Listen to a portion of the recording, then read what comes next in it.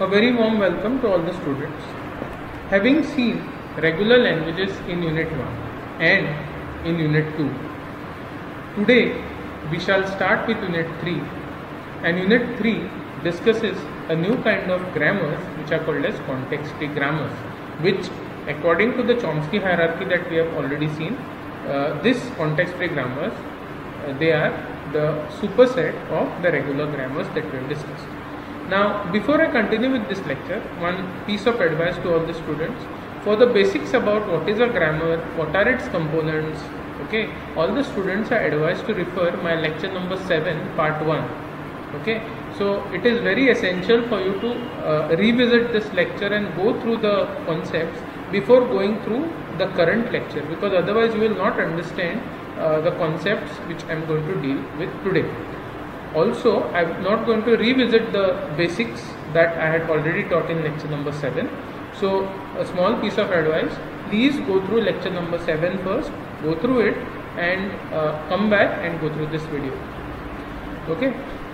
Now, context-free grammars, regular expressions and automatas are the ways to represent the regular languages. Automata as well as the regular expressions we have already seen in Unit 1 and 2.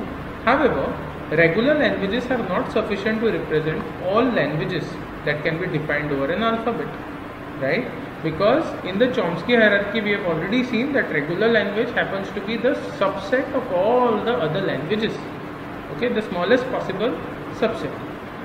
Example, if you consider this language L equal to A raised to n, B raised to n, such that n greater than 0, if this is a language, okay, what happens in this language? There are two things. One, once all the A's are exhausted, only then B should start, and number of A's and number of B's, that is n, they should be greater than 0 and they should be equal number of A's, equal number of B's. The null cannot be a part of the string because n is always greater than 0, and all the A's, all the B's should follow all the A's. All the B's should follow all the A's. Now, many of you must have already proved that this language is not regular using pumping lemma. Okay, that means it is not a regular language. Then what kind of language it is? Okay, we shall discuss this in this particular unit. Now, let us go to the formal definition of context-free language. I have already discussed in lecture number 7 what is a grammar and what is a language. In brief, I will tell you, any language, you can take up English also, any language, it has certain set of rules which is called as a grammar. Okay, and whatever strings or whatever sentences are formed abiding by these grammatical rules, okay, these different sentences together, all the possible sentences together, they form something called as a language. Like when I talk about English language, okay, all the valid sentences in English are English language sentences. Why do we call them valid? Because they abide by the grammatical rules defined by the language. Okay, so you have English grammar, and whichever sentences, whichever words that which are abided by the English grammar, we call them valid sentences or words in English language. Okay. For more details, please refer lecture number 7 where I have taken a detailed example. I have also taught you about, okay, what are the different components of a language, VTSP, okay, and what is the meaning of each of this with respect to English. I have given you an example. However, in that particular video, that is lecture number 7, okay, towards the end I have given a case study of regular languages. You may not go through that because now we are discussing context-free languages. So this is in fact, this lecture is in fact the second case study. Okay, one case study I have already done in that particular lecture, that was case study on regular languages, where I taught you what is a regular language and what are the different rules for regular language. You must have be remembering that something called as left linear, right linear and all that. Okay, so you can consider now that what I am discussing now is the second case study. This is regarding another language which is called as context-free language or context-free grammar. Okay, now one thing I want to revise again, that any languages, so many languages that are there in the ALC, okay, every language their basic structure is same. Each language will always have these 4 tuples or 4 components. They will have something called as variables. Okay, V stands for set of all variables, or they are also called as non-terminals. T refers to set of terminals. S is the start symbol, and P is set of all the productions of the form alpha gives beta. So all languages, may it be regular language, may it be context free language, may it be context sensitive language, may it be unrestricted or recursively enumerable language, you just name a particular language. All languages, all valid languages in ALC, which we defined in the hierarchy, all of them will have the same structure. They will have same 4 components. They will have variables, terminals, start symbol, and the production. Then what is the difference then? Okay, difference is on the rule. It is based on the restriction that is imposed on the rule. So alpha gives beta. Every language has a production or the rule of the form alpha gives beta. Okay, which simply means that beta can be replaced in place of alpha. Okay, now in the regular languages, the restriction was that, okay, the production should be either only left linear or the productions should be only right linear. Then it's a regular language. Now in context free language, okay, what are the restrictions? So P is the set of productions of the form alpha gives beta, where beta can be any combination of terminal and non-terminal. So in context free grammars, beta part, the right hand side part, it can be any combination of terminals and non-terminals. But the restriction is that alpha should be, or the left hand side should be only a single non-terminal. It cannot be anything else. Okay, so the restriction that is imposed on context free grammar is that the alpha over here should be a single non-terminal. And beta can be any combination of terminal, non-terminal. It can be even a single terminal, it can be even a single non-terminal, or as a matter of fact, it can also be null. But alpha has to be a single non-terminal. Okay. Now, productions or rules are basically used to obtain the strings in the language represented by the grammar. We have already discussed this in particular in lecture number 7. Each rule or each production, as I have told you, it has got a left hand side and it has got a right hand side. So each rule has a left hand side and right hand side. Now over here, the left hand side is a single non-terminal, whereas the right hand side can be any combination of terminals and non-terminals. Now, just to revise, what is a terminal? Terminals basically are constant symbols in the grammar and are called as terminals. Now remember, these terminals are always represented using small case letters or numbers. Okay. Now next is non-terminals. Okay. What are non-terminals? They are also called as variables. They are represented using capital alphabet only. So suppose they have given you a set of productions. How to find out which one is a non-terminal, which one is a terminal? Just see that whichever terms appearing in the productions are not capital alphabets. It may be a small case alphabet, it may be a number, it may be an operator like plus, minus, it may be some special symbol like @ whatever. Anything apart from capital alphabet, that term is a terminal. And only those terms which are capital alphabets, they are non-terminals. A very simple thing to remember. Okay.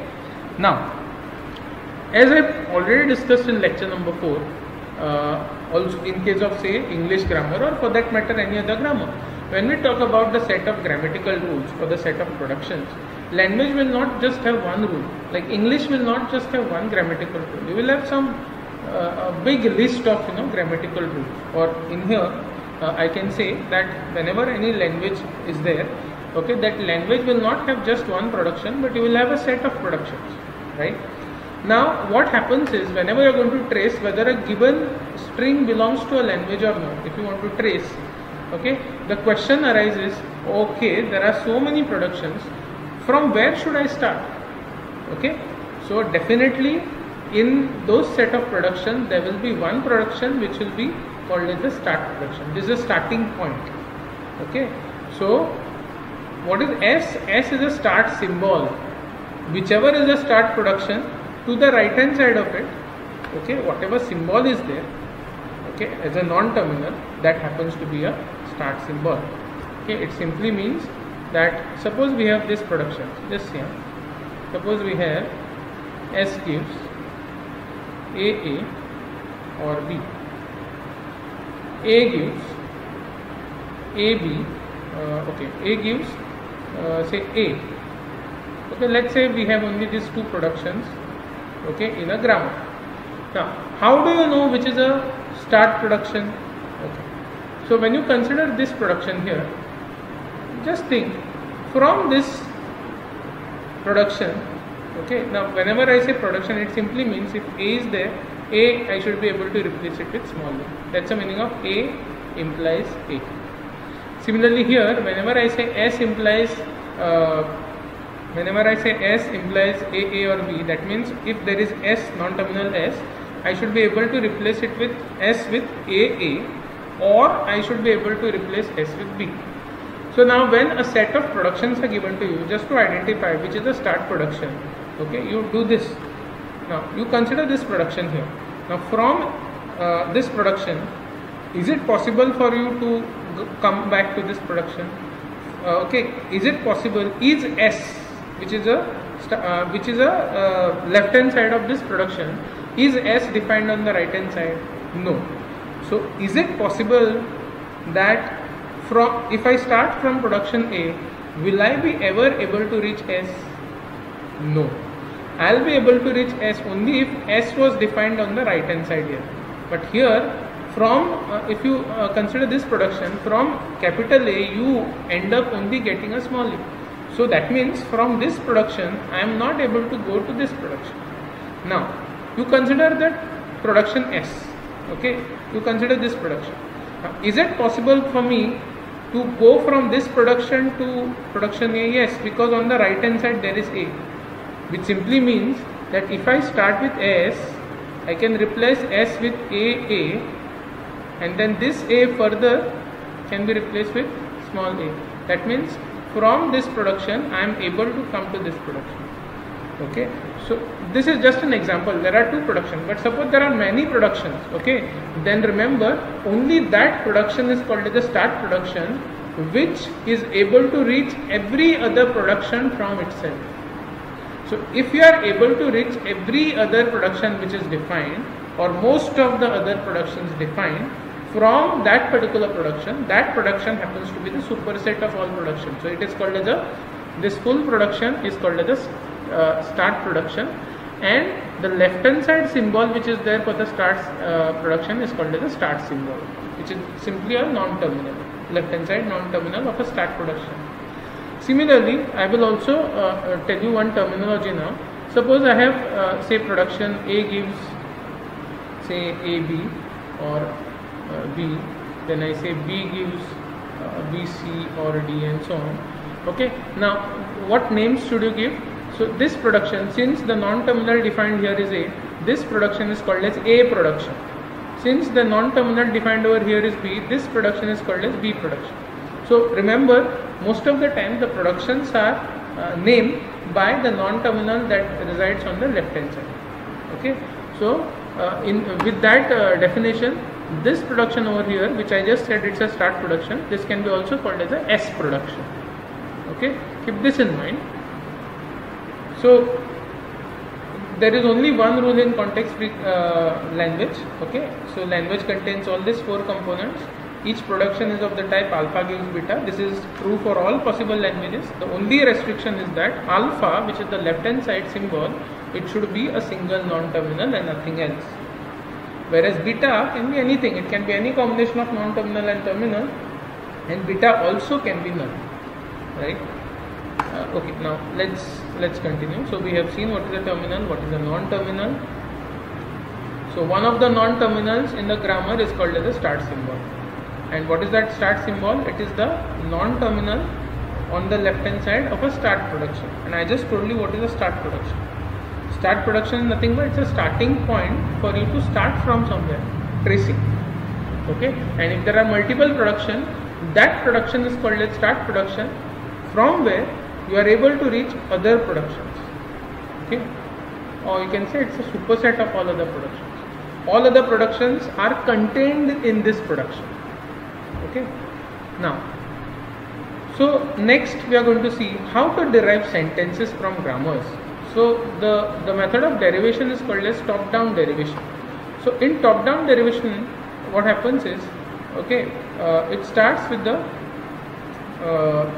top-down derivation of the string start from the rule of production, which has the start symbol as its left hand side. So always start with the start production, start with the start symbol.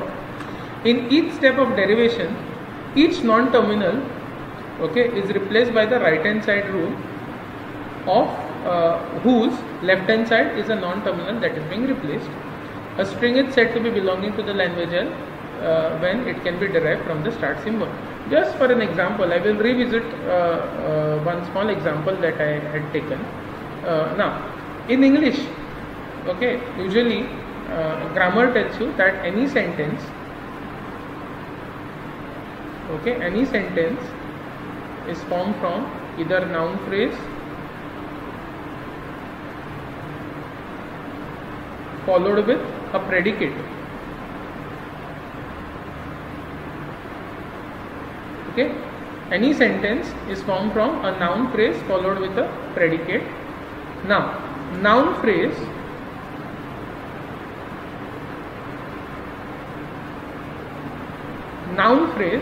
is formed by an article and followed by a noun. Predicate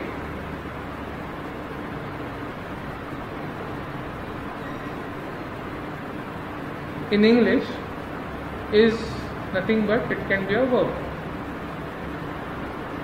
Suppose article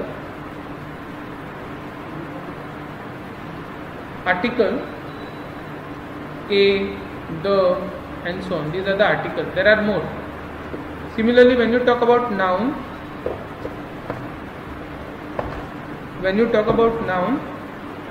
boy, then Peter, okay, then dog, and so on. So these are all nouns. Similarly, when you talk about verb, okay, runs, walks, and so on. These are these are different productions. Now assume that this is just an example. There are more grammatical rules in English. I have just taken a small example. So you see the productions or rules, grammatical rules which are there in English, they always have left hand side and the right hand side. Okay, then whatever is enclosed in this angular brackets, as you know, they are always called as non-terminals or variables because they are like containers. They contain different values, right? Whereas the other values like they are called as terminals because they are the constant values. They cannot be split further. For example, noun at a particular time, noun can be a boy if sentence includes boy. Noun can be Peter if the sentence includes Peter. So that means noun, okay, at any point of time can have different values based on different sentences based on context. So I can say noun is a container or a variable which contains different constant values. Whereas if I consider boy individually or Peter individually, boy, Peter, they cannot be categorized further. So they are the constant values, or in general words in English. So they are called as terminal. This is called as non-terminal. Now in this particular set of productions that are defined in English, how to find out which is the start sentence, which is the start symbol? I just consider the first one. Sentence gives noun phrase followed with a predicate. Now that means from sentence production you are able to go to noun phrase production because noun phrase can be substituted here. So from sentence you are able to go to noun phrase, right? You can go to noun phrase production from sentence production. Similarly, from sentence production you can go to predicate production. Okay, from sentence you are also reachable to predicate production. So looking at these two productions, you can easily say that both these productions are reachable from sentence production. So sentence it is supposed to be a higher level production than noun phrase and predicate production. So I cannot say that noun phrase and predicate productions are start symbols. sentence can be the start symbol provided I see further. So that means from sentence production I am able to reach noun phrase, I am also able to reach predicate production. Now let's see from noun phrase where can I go. So from noun phrase production, okay, if you substitute I am able to go to article production and noun production. That means from noun phrase production, okay, I am able to go to article production, and from this same I am also able to go to noun production, right? So that means article production and noun productions are again supersets of noun phrase. Agreed? Then when you consider predicate production, from predicate production I am able to go to verb production. From verb production, from predicate production I am able to go to verb production. So it's something like this. From sentence production, okay, I am able to go to noun phrase and predicate. Okay, then from noun phrase I am able to go to article and noun. Then from predicate I am able to go to verb. So looking at this diagram, you can easily make out that the sentence predicate is always at the higher level than other predicate. That means all other predicates are reachable from sentence predicate. That's why I say that the sentence predicate is the start. I say that sentence. It's not predicate. It's a production. Okay. So that's why I say that sentence production is the start production, because from this sentence production it is possible to reach all other productions. Okay, so if this is a start production, then what is the start symbol? The non-terminal on the left hand side of a start production is called as a start symbol. So sentence is a start symbol. Agree? Now let's take an example just to show you how top-down parsing works. Okay. Suppose somebody has given you a sentence, okay, and the sentence is the dog runs. The sentence given to us is the dog runs. This is a sentence given to you, and you are asked to find out whether this sentence belongs to English language or not. Okay, so I can say that this sentence belongs to the English language only if it abides by the grammatical rules. Fine. So top-down production, what we do, as I have already discussed, what is top-down production? Top-down derivation of the strings. So I am trying to derive this string from the set of productions. That's called as top-down derivation of strings. It starts from the rule of production, which has a start symbol as its left hand side. So I have already told you that sentence happens to be the start symbol. So I start with the sentence. Okay. Now, next it says, in each step of derivation, a non-terminal is being replaced by the right hand side of the rule, whose left hand side is a non-terminal that is being replaced. So now, in this process, what we will do? Now we have started with the left hand side of a production. So you go on replacing the left hand side with its right hand sides. Okay. So sentence can be further replaced with noun phrase and predicate. So sentence, I replace it further with the noun phrase. So this is sentence. I can replace it with noun phrase.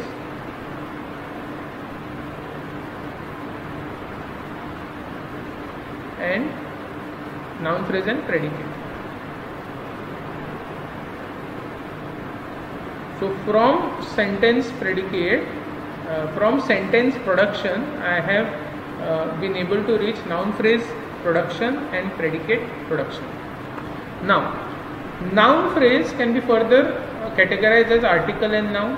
So noun phrase can be further substituted as article and noun, and the predicate can be further substituted with verb.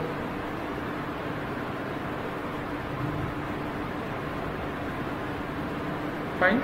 So starting with the start symbol, I have reached here. Now what is required? I required the first word is the. Now again, article can be further replaced with a, the and so on. Now what is required here? I want the. Okay, so I replace article with the.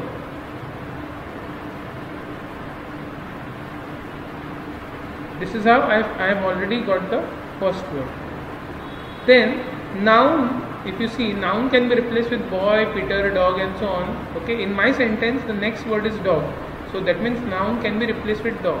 So I replace noun with dog. Okay, and then verb can be runs, walks and so on. So I want runs here, so verb is then replaced with runs. Now, am I able to reach the string that was given? Yes. So it says a string is said to belong to the language L when it can be derived from the start symbol. So right from the start symbol, was I able to derive the given string? Of course, in the process I simply did what?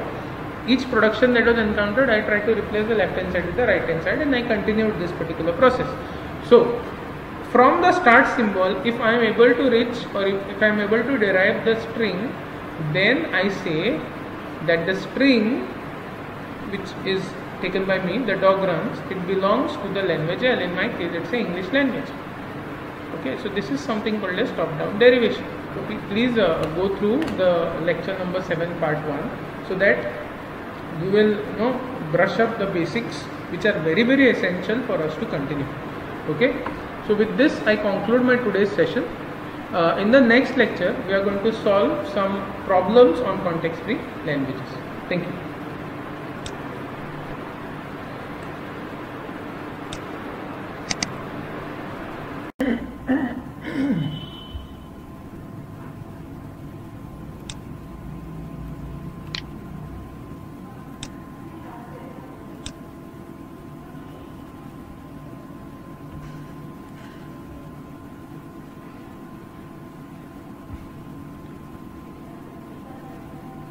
Now we'll try to design context-free grammars for the given languages.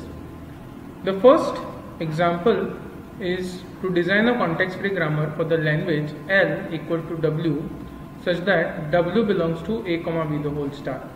Now when A, B the whole star is there, it means the string W in the language should be such that it should be formed from any combination of A's and B's, and this thing should be repeated 0 or more times. So in general, the language for which the context-free grammar is to be designed is basically a combination of any A's and B's, any combination of A's and B's, and even the null string is included.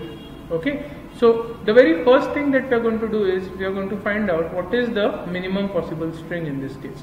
Okay, as we know that the minimum possible string is null. Why? Because when A, B is repeated 0 number of times, that means what you are going to get is a null string. Okay. So as I have told you, the context-free grammars, they basically work. The tracing the final string from the given grammar, it works using top-down derivation fashion. Okay. So top-down derivation means when you start with the start symbol, you should be able to get the final string. Okay, so first we are going to design production for the minimum possible string, that is null. That means if somebody gives you null string, okay, and tells you to find out whether null is accepted or no, in my case here, in this particular example, it should be accepted. That means if I start from S, that's a start symbol, I should be able to reach out to this string. So the minimum possible production will be S gives null. Okay, which means if somebody gives you null string as input, then from the start symbol S, I can replace this S with null and I get my string back. Now, what are the other possible strings?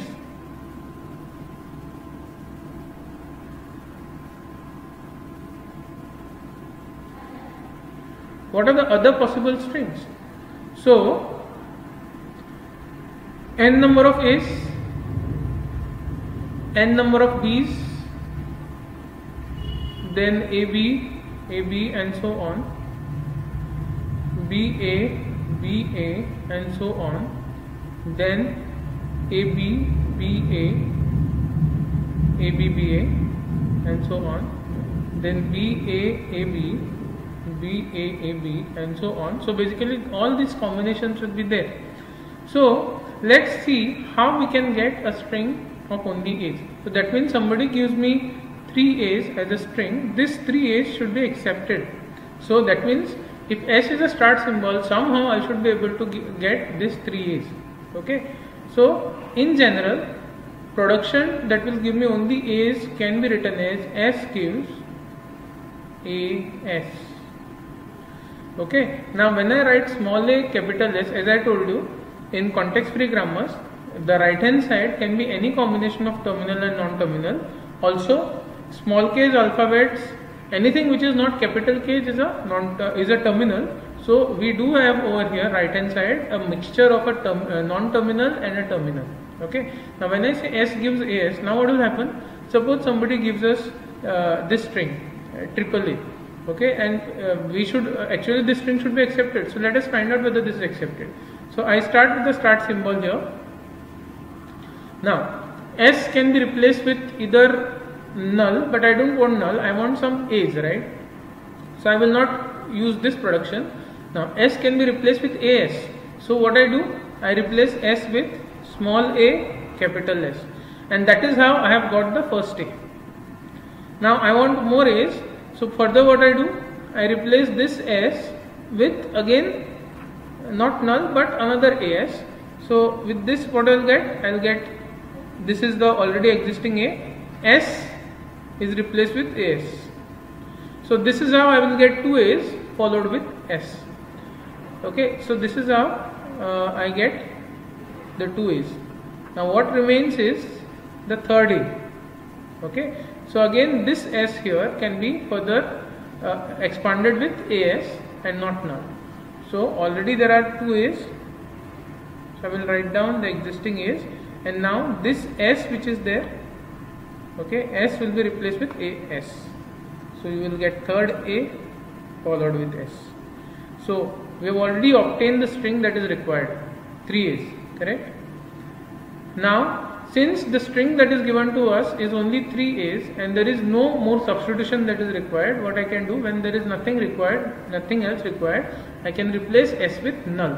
So when I replace S with null, S will get exhausted, S will go, and what I will get is 3 A's and S will be replaced with null. So ultimately, am I able to get this string AAA? Yes. Okay. So that's why this is one of the production that is going to give you only A's. Now similarly, in the similar fashion, let's try to find out whether there is any production that will give you only B's. So S gives BS if I use, then what will happen?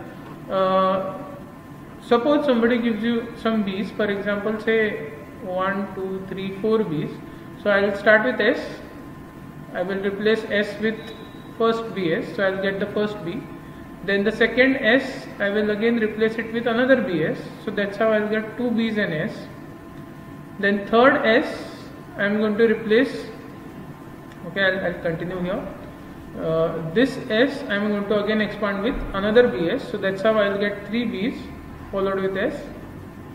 And again, this S, I will expand it with another BS, so I will get 4 B's, altogether 4 B's, 3 are already there, this is the 4th B followed with S. So have I got the string that is required? The string that is required is 4 B's. Have I got 4 B's? Yes. So whatever S that is remaining finally can be replaced with null, because S can be also replaced with null. So finally, when no more B's are required, I replace this S with null. So what I finally get is 4 B's. So this is going to give you n number of A's, n number of B's. Now what about any combination of A's and B's? Okay, so let's check. Suppose somebody gives a string A B A B B A. This string should be accepted, right? So let's start. I start with, now first I want to get this A. So I start with S. Now S can be, now here in this, S can be either replaced with null, S can be replaced with AS, or S can be also replaced with BS. You have to choose whichever. Now since I want A over here, the first A, I will replace S with AS, that will give me small a. Okay, so I replace S with small a, capital S. That's how I get the first A. Then after A, next what I require is B. So next this S will be replaced by not AS but BS. That's how I will get the second B. So I get A, already existing A, and S is replaced with BS. So that's how I get string AB. Now, so I get the first two symbols. Then I want A. So this S now I will be expanding it as AS and not BS because I want small a, right? So this can be further written as AB. Already there is AB, and now S is replaced with, since I want A, I will replace it with AB. Sorry, not AB, AS.